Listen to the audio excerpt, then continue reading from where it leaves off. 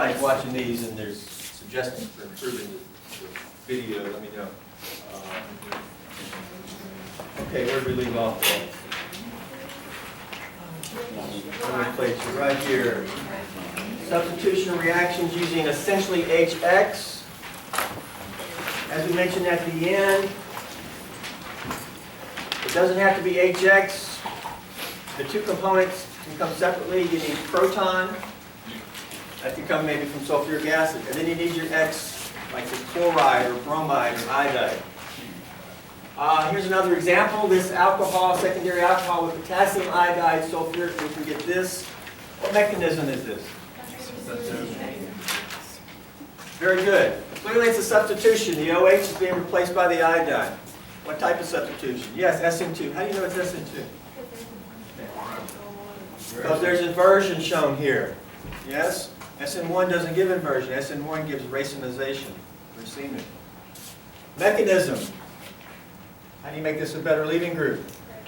Protonate. Can I just protonate it again without having to do that step and redraw? Everybody can protonate an alcohol on a quiz or exam? Okay. From that point, what's next? This is ionic. It's K plus, I minus, right? Everybody took Gen Chem? Yeah? Okay. What's going to happen here? These electrons, apparently, because we see it's SN2, we saw that. We were given some information to help predict the mechanism. These electrons do what? Andrew? Bam. Kick off the leaving group. What does that arrow movement give?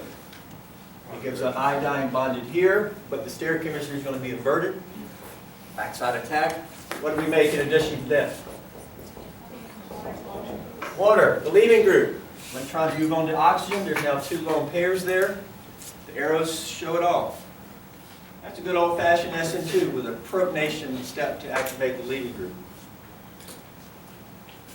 Not a whole lot new there. All this chemistry at the beginning is just kind of to solidify, okay, with more of a focus on alcohols. What did we convert the alcohol to? An alkyl halide. How about the next one? Now here we got KCl. Remember KCl, the Sunshine Band?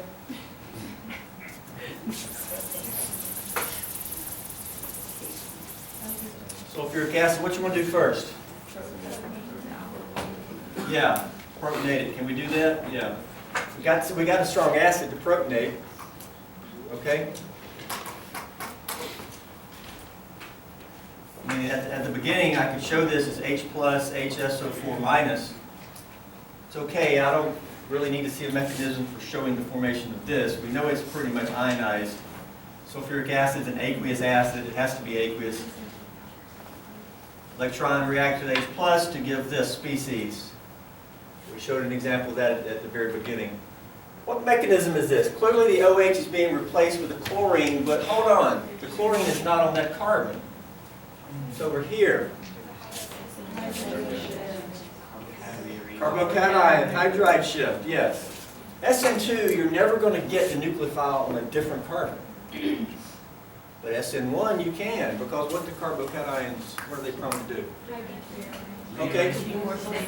Rearranged. So that information, that knowledge tells you that, hey, this looks like an SN1. I got to make a carbocation so I can rearrange it. What's the first step after the activation of SN1? The leaving group just ionizes off. What does that give? Carbocation that looks like that there, plus water, leaving group. We got some Cl minus here. Do we want that to attack here?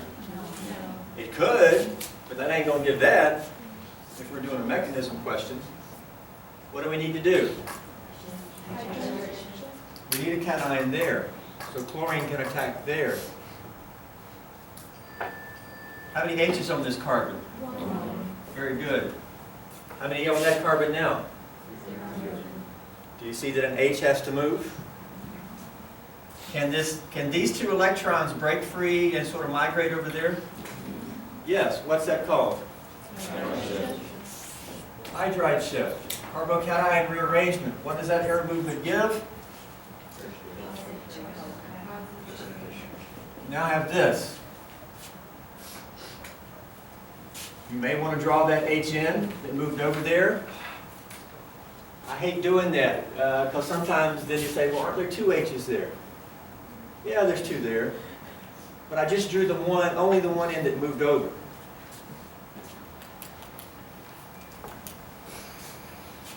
The H moved and the two electrons, it all break free, so it's H minus, hydride.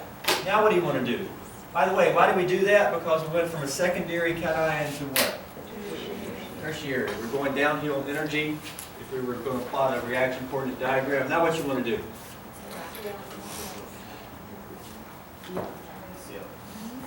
Now this guy's been watching this. Bam! And what does that give? Final product. Is that going to be RS? Not racemic. Why is it not racemic? Because it's not chiral. Oh, it's not chiral. Yes. Question's void. There's only one way to show it. It's not chiral. If it was chiral, it would be racemic. Everybody with me? Part of this, most of this is review, yeah? Should be good from Organic 1. But the SN1, SN2 mechanisms are so fundamental, I think it's good to spend a little bit of time at the beginning. Look at Steph. You looked at. Oscillates.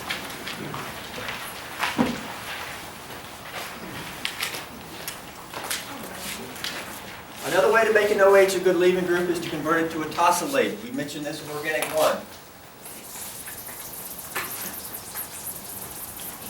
That's going to be more than just an activation step in a mechanism. A tosylate is going to be a new molecule that can be isolated, purified. You're never going to isolate a protonated alcohol.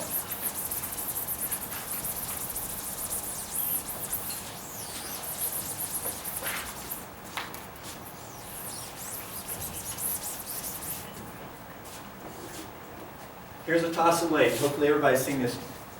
Everybody saw an Organic 1? Here. That's a tosylate. This is an O-tosylate. Really, it's probably the whole thing. And a lot of people just say OTS. I say OTOS.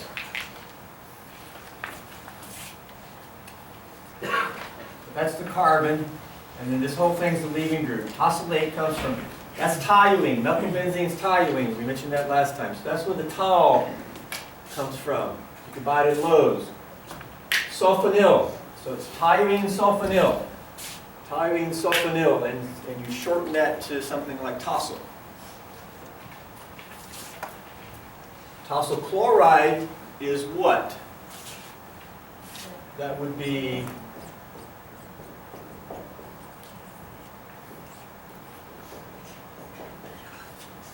tosyl chloride. Okay? Sulfur can have more than 8 bonds, or 8 electrons, because it has d orbitals.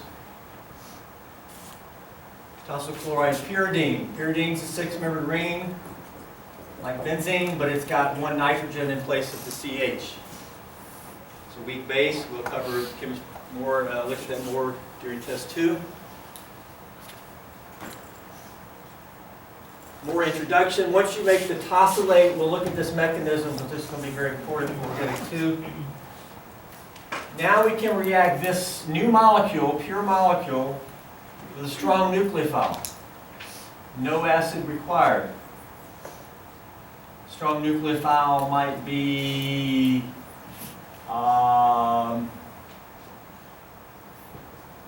let's see. Maybe an acetylide anion.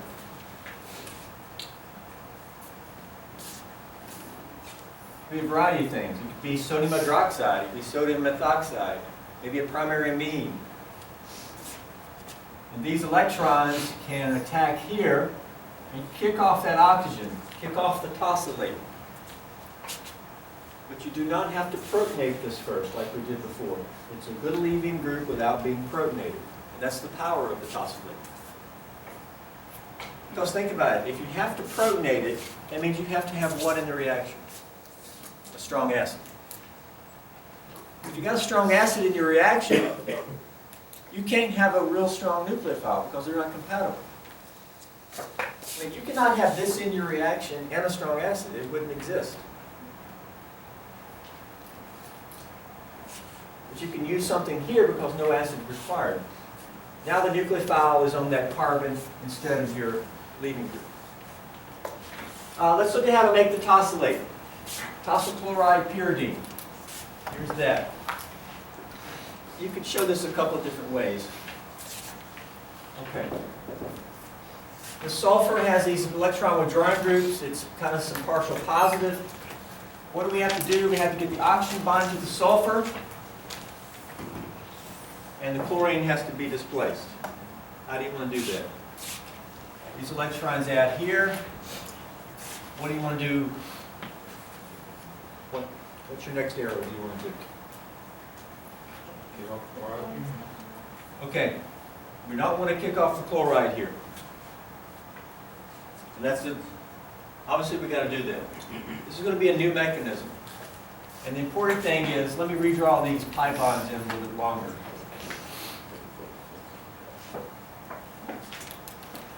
Whenever the electrons come in, the weakest bond is going to break into sulfur. That should be intuitive. Pi bond is going to break. And we're going to move that up onto oxygen. Pi bond is weaker than the sigma bond to chlorine. The pi bond is going to break first. What does this electron movement give?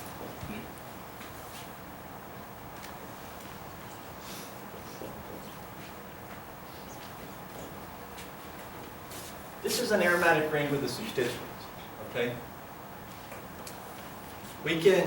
That can be generically shown sometimes by just doing something like this. I reckon that's like the Greek phi, okay? This is just a quick hand, a shorthand, so I don't have to draw this ring out. It's very commonly done by alchemists, okay? But we have single bond to oxygen, and these electrons moved up. There's 2 lone pairs there. When this moves up, there's now 3. Of course, there's lone pairs all over here. What's the charge of this oxygen now? Good. Now what's bonded here? We've got the oxygen, there's an H there, and then there's the propyl. We don't lose that H. How many lone pairs on this oxygen? 1. What charge is this? Positive.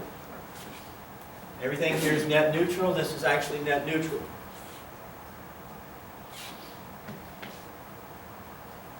What name can we give this? What did we do here to describe this? We did simply an addition. Nucleophilic addition. That's all we've done thus far. To the sulfur, the weakest bond will break.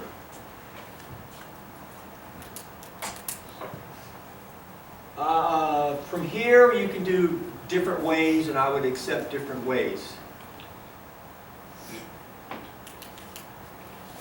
This looks like a protonated oxygen. This now looks like an acid, like H3O+.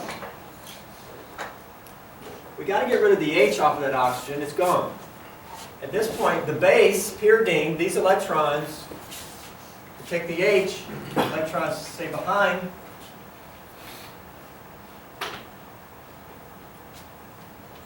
And we can just get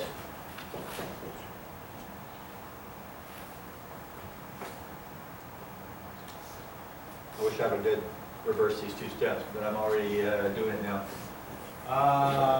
That's minus. We got chlorine.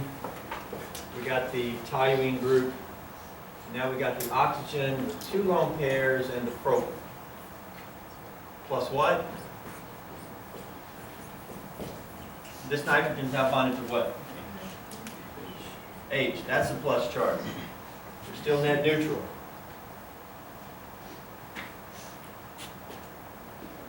Now, all throughout this course, we're going to have to consider a proton along the way. All right, back over here. There's only one more step to get to final product. What do we need to do now to get to final product? We need to, here we go. These electrons move back down to reform pi bond and kick off the leaving group.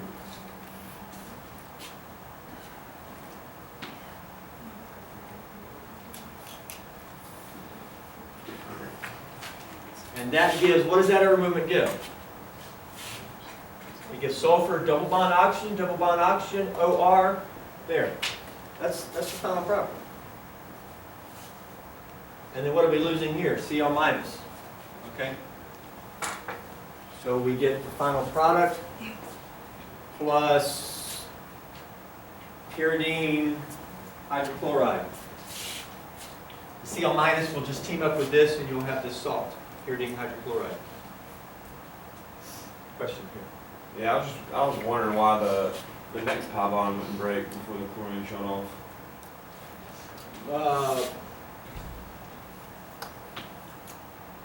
We're not bringing in another nucleophile to break that.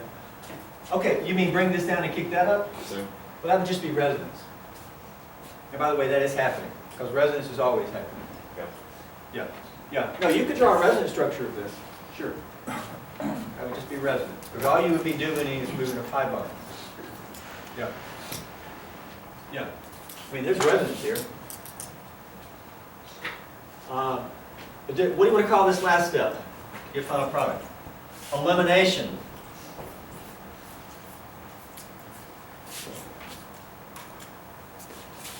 Overall, this is a substitution reaction because this substitutes for the chlorine. But it's not an SN2 because we didn't bring it in and kick the chlorine off directly. It's also not an SN1 because we didn't make a cation here. This is a new substitution mechanism called addition elimination. We will do lots of addition elimination during the second half of this course when we get to carbonyl chemistry. Now, unfortunately, most textbooks lie to you here because they don't want to introduce it until we get over there. But I think it's important to tell you the truth at this point so you can think about it, and later we're going to be doing more. What's the two-step mechanism called? Addition elimination. It's pi bond chemistry. Okay? The thing we're attacking is a pi bond. You would never do SN1 or SN2 on a carbon that has a pi bond. Okay?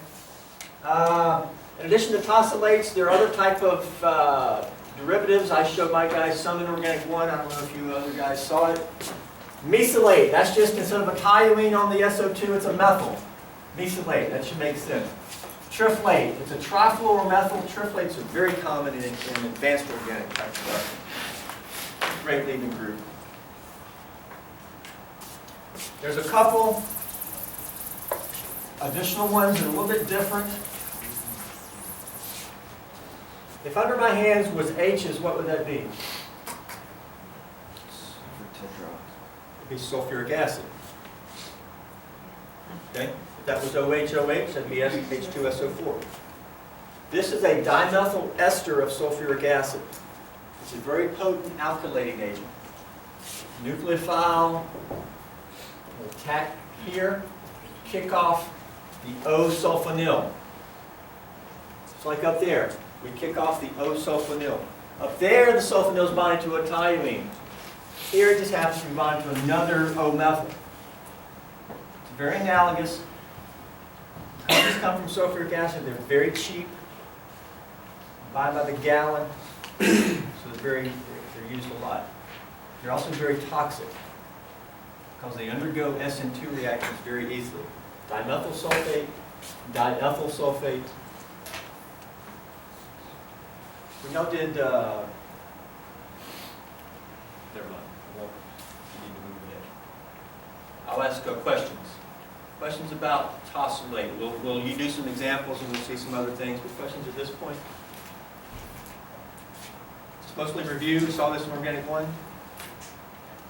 What's really new is the mechanism, the addition-elimination mechanism. Does the mechanism make sense? Do we do anything radically?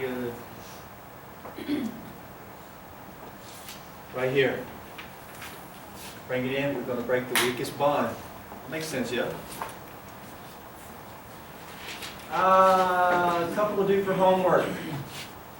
Down at the bottom.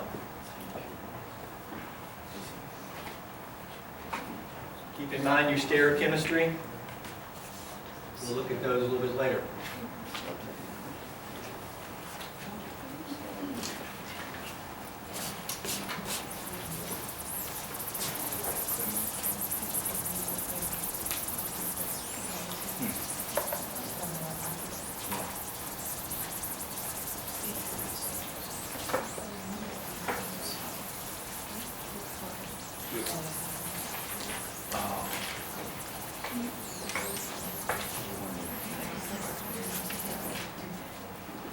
Okay.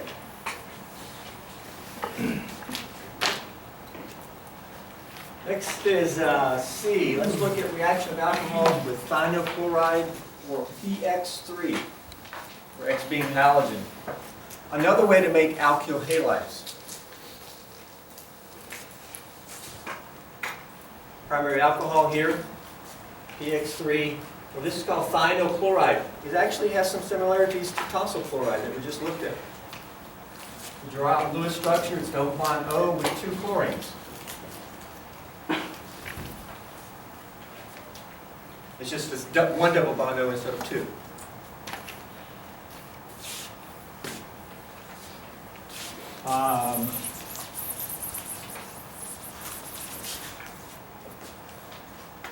We can substitute the OH with the Cl. Before we used HCl to do this. HCl works. It can be difficult. It's better for SN1 reactions, actually. Primary alcohols don't work great with HCl and HBr. This is going to be alternatives. It's also just some new mechanisms. You can also do PBr3. The analogous SOBr2 is just not common. And the iodine versions of these are not common either. Let's look at this. How can we react this with thionyl chloride to get that? Very similar to the previous mechanism. These electrons could add here. What do you want to do here? Kick off the chlorine? No. Pick up the weak bond. Weakest bond up. We're going to do just an addition. What does that give? We have the O, there's an H there. We didn't do anything with that H. One lone pair. The other lone pair is now a bond to what? Sulfur. That sulfur has a bond to chlorine, and now a single bond to oxygen. What's the charge of the oxygen? Negative, because now it has 3 lone pairs. That's net neutral. Hold on, this is minus. We've got to have a plus somewhere. Oxygen's plus, yeah? What did we just do there? We just did an addition.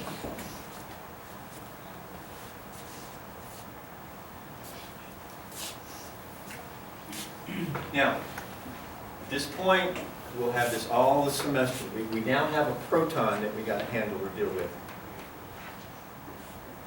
Now, I'm not showing any base here, so I'm not going to take it off. We'll leave it there. What can we do with these electrons? And I forgot to say this over there. So instead of saying it 1,000,000 times this semester, I'm only going to say it 999,000. Anytime you can make a pi bond and kick off a leaving group, that's going to be easy to do. Can these electrons make a pi bond? Yes. We can come back down and make a pi bond and kick off. Which chlorine do you want to kick off? How about that one? What does that give? Boom, boom, boom. And H is still there, still positive charge. Now the sulfur is double bonded to oxygen. We remade the pi bond. How many chlorines on there? 1. What did we make? Cl minus. Okay, I'm not always going to show in the lone pairs. How many are there? 3, right? Hold on, wrong one. 3 there. Now there's 4, and it's a minus. What did we do? Addition, elimination. That's the second time we've done an addition elimination mechanism. We haven't got to the product yet, though. What do we need to do now?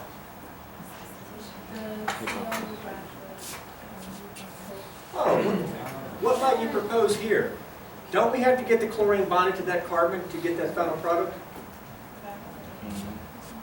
Does that look like a good leaving group? It's a protonated oxygen.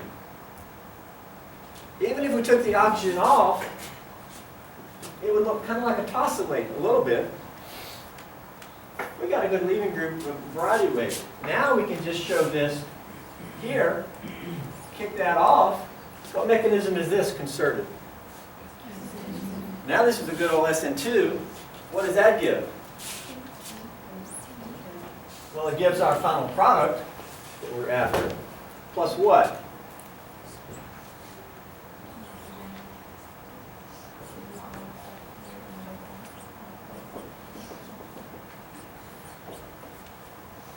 Does everybody agree that it gives that?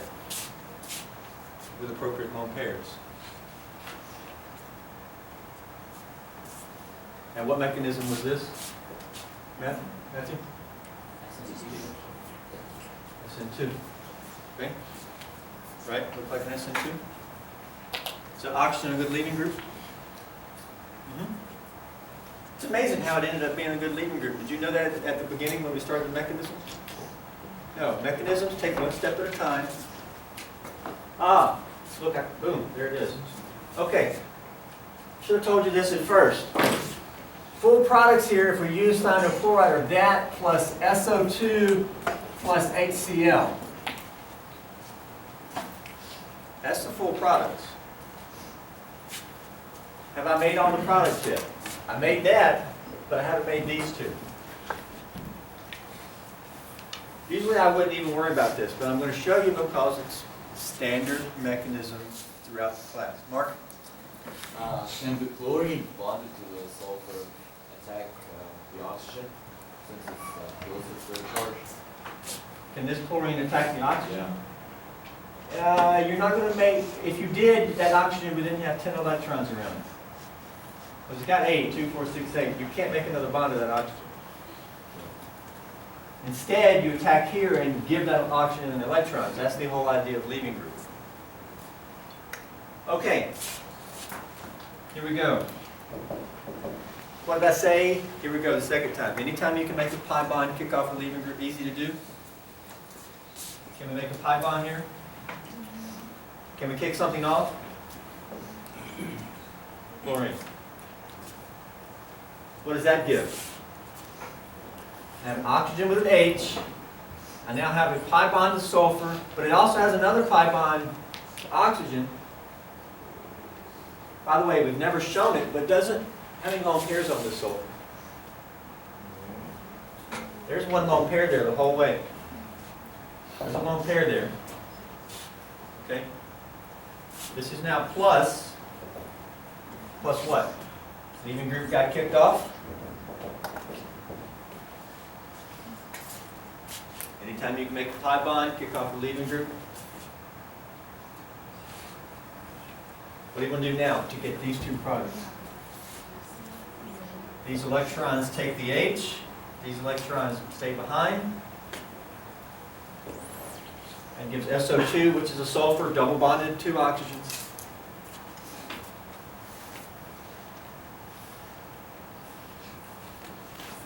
This converting to these two molecules is also driven by entropy because one molecule is converting to two. Anytime you can make a pi bond, kick off a leaving group. Somebody keep track of how many times I say that this semester. I said it 2 general times, 6 kind of individual. Any questions about this mechanism? We saw another addition elimination. PCl3 doesn't have an oxygen. I'll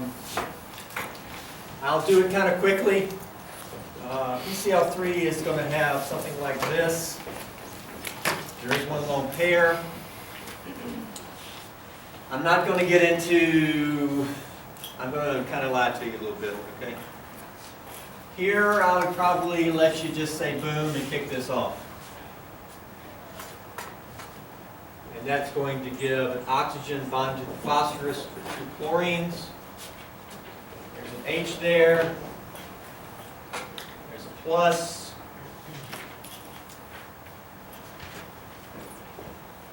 See, we don't have a pi bond on this phosphorus.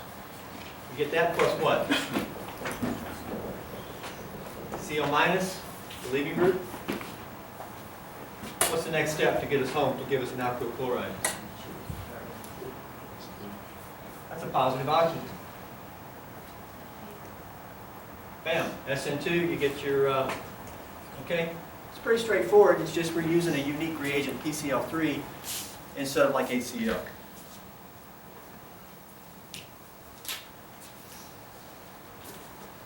PBr3, same thing. Predict product here. 2-step mechanism, predict product, including stereochemistry. Because importantly, what do we know about SN2s? What type of stereochemistry? Inversion. Take a half minute to look at that one there and predict the product.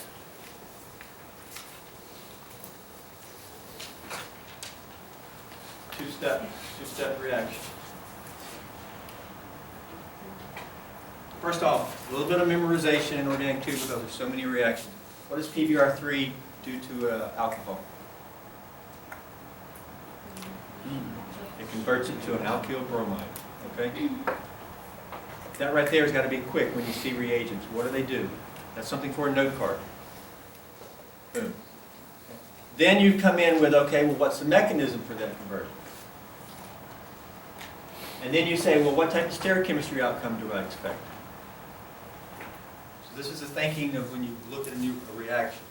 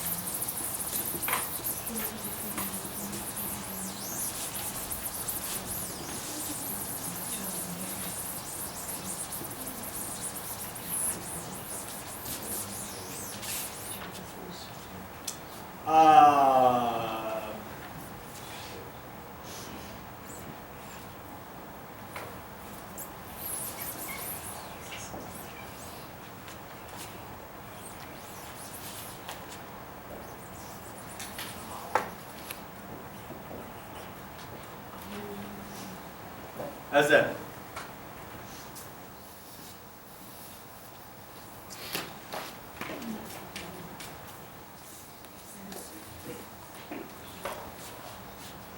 What does PBr3 give?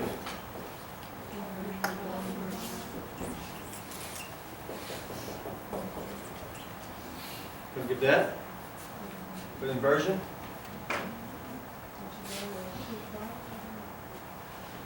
Why is it inversion? I've already erased it, but this SN2 gives inversion, right? Do we need to look at the mechanism? I'll do it very briefly, not full, but what happens here? This gets on a phosphorus and it has 2 BRs. It becomes positive and 1 BR got kicked off. Okay? Don't even write this down. It was all right here. Except for using BR, same thing. And then what did this do? This comes in and kicks like that off. Positive oxygen that's bonded to the phosphorus. And so that's an SN2. And so this bromine is now back where the oxygen was formed. Okay? Now we got KC and the Sunshine Band. Calcium cyanide. KCN. That's cyanide. That's a good nucleophile. It's a good leaving group. Bam. What type of mechanism did I just do? SN2 with another inversion. So we get back to that bold as long as you keep the backbone the same.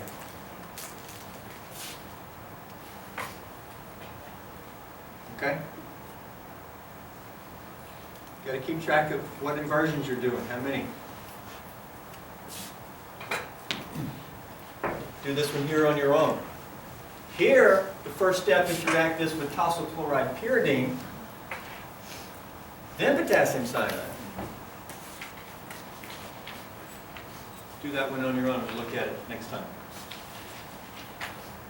Everybody knows what tosyl chloride pyridine does, right? We covered that. Yep. Okay.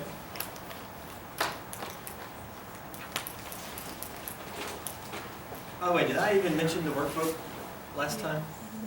Did I? Very green. Everybody got one? You need one for check-in today. Check-in sheets there. Instructions for checking in are there. Again, if instructions are supplied, hope that you will indeed read them.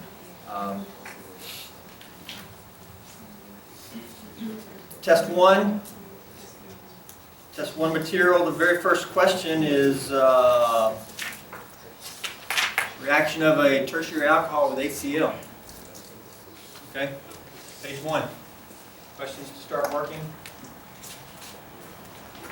You also have your textbook, of course. Okay, green sheet. We take a look. What's next? We're done with substitution. Next is elimination. We can eliminate essentially water to make an alkene. And this is also some review from Organic 1. So let's look at elimination. And when you remove water, we can call it a dehydration, right?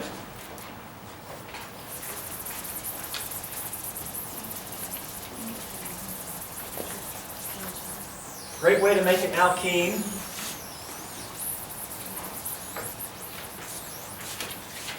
First way we'll see is using a strong acid like sulfuric or phosphoric. You can also use HF. You can't use HCl, HBr because that'll give an alkyl halide.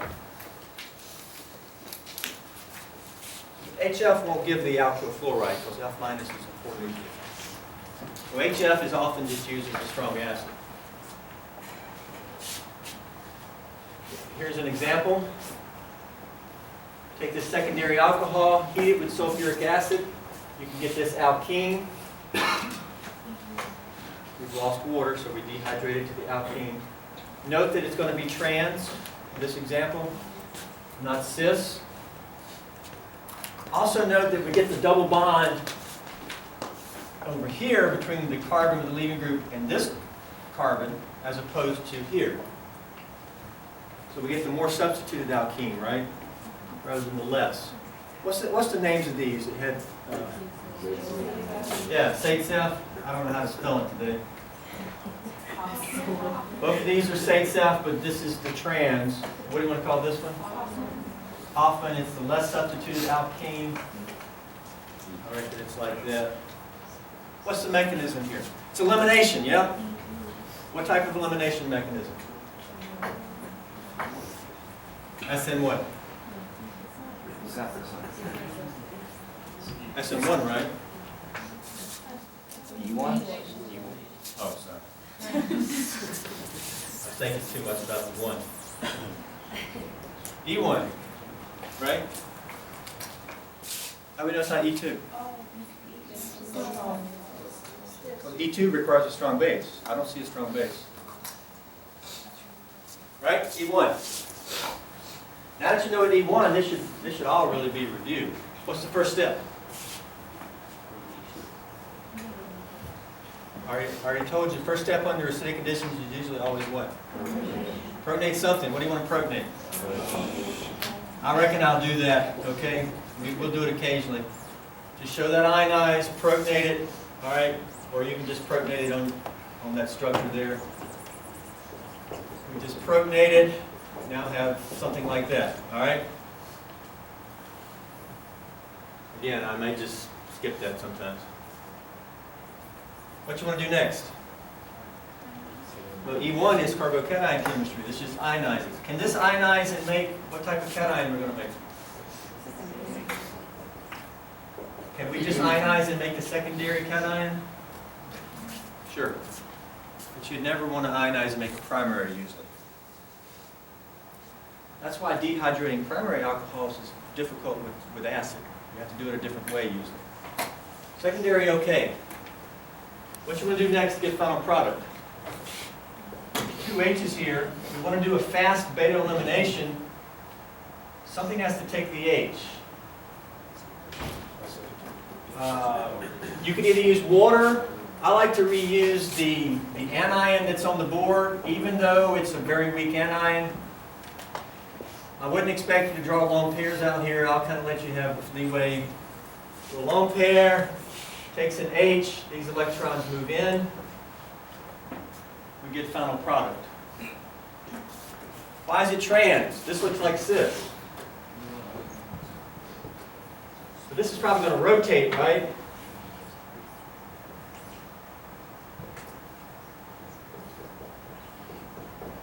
I mean, this is just a conformation change. Remember your conformations? Which conformation's favored?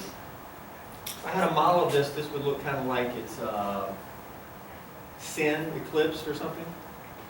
What would you call this? Anti? This is favored conformation.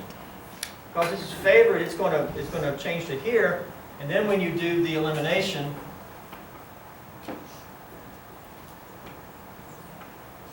boom, the groups are going to be trans, and that's why you get the trans. Take home for stereochemical outcome, whenever you do an an E1, you always get the most stable product. Which is more stable, State-Zeph or positive? State-Zeph. Of the two possible State-Zephs, which is more stable? Trans or cis?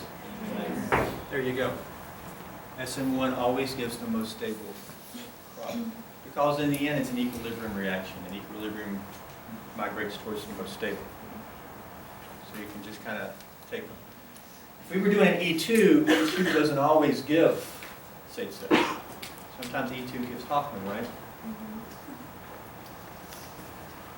Does this look like a good old classical E1? It's an E1 elimination of an alcohol under acidic conditions to get an alkene. It's very common for alcohols. Of course, in organic 1, we learned just the opposite, didn't we? You can take an alkene and add water. Okay? That's really a cycle. You can go both ways. One for you to work at the bottom on your own. We'll look at it next time.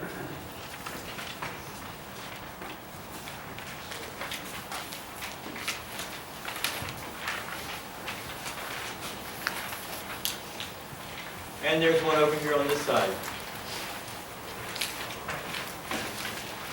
Phosphoric acid is a strong enough acid to do this chemistry, protonation chemistry.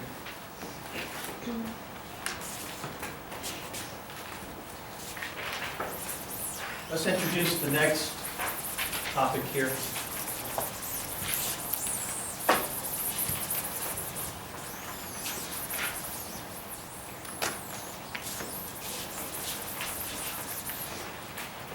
Another way to do an elimination of an alcohol is paclobutadiene. We've already seen pyridine. We saw PCl3. This is POCl3. I call it pacal. That's what it looks like.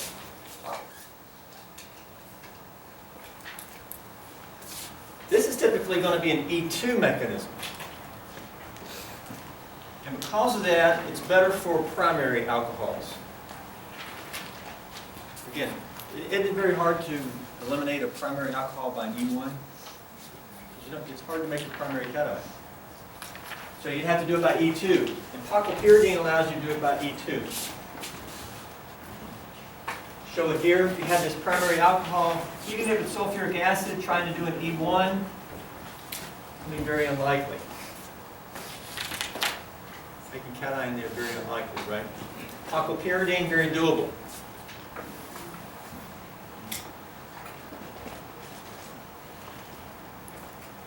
Let me set you up, and then I'd like you to look at this mechanism, preparation for Monday. Pockle is going to have the double bond with 3 chlorines. This here, and then pyridine. That's just abbreviation. Pyridine, we saw the structure. It's a weak base. First step is this, attacking the phosphorus. That phosphorus has lots of electron withdrawing, so there's partial positive there. When we attack it, what are we going to do? Kick off the chlorine immediately? We're going to move it up. Look for the consistencies, guys. It's going to be very consistent with what we've done before with like tosyl chloride or thionyl chloride. Eventually, you're going to get to a place where you can do the elimination, E2 style, which is a concerted beta elimination. What's going to be the base for that? Pyridine. Now, pyridine is a fairly weak base, but it is strong enough to do an E2. Okay? Take a look and give an attempt at that mechanism, and we'll look at it on Monday. We're out of time. Any last questions? Are we out of time? Yeah. See some of you this afternoon, right? If you're not taking the lab for some reason, you do need to attend the occasional lab lecture. Okay? See you soon, guys.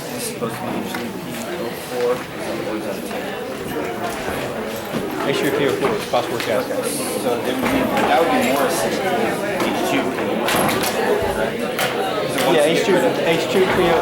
No, H2PO4 is not a neutral molecule. Oh, that's right. I'm thinking. Yeah. You can have H3PO. I'm thinking sulfur. That's what